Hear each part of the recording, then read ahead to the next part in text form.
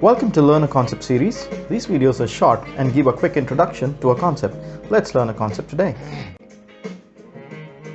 Our today's topic is classification.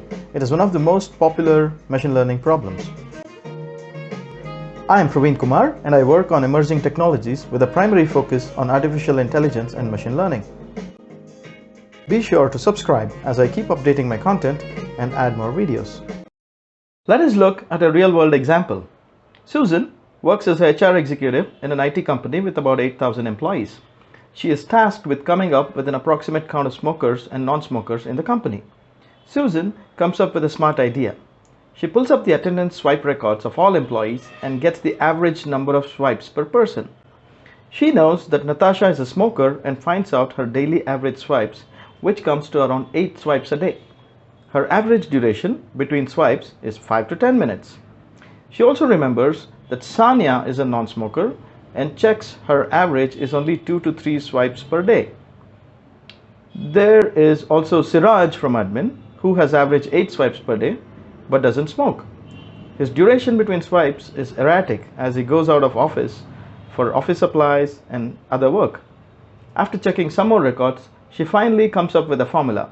If a person has more than 6 swipes a day and an average duration of 5 to 15 minutes, is a high probability of being a smoker. Otherwise, it could be a non-smoker.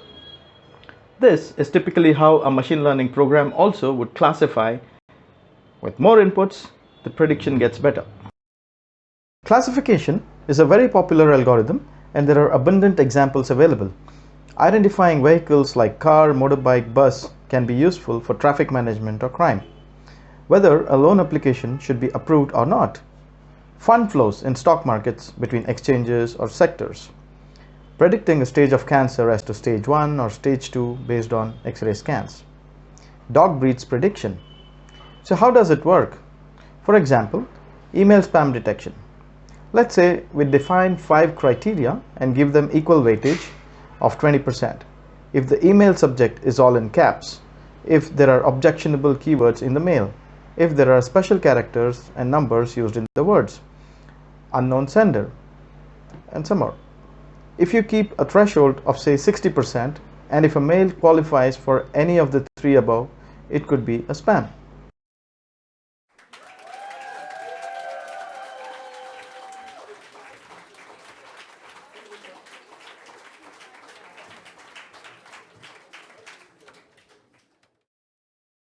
Hope you learned the concept of classification in a simple and easy manner. Thanks for watching the video. Don't forget to share, subscribe, and comment today. Goodbye and have a nice day.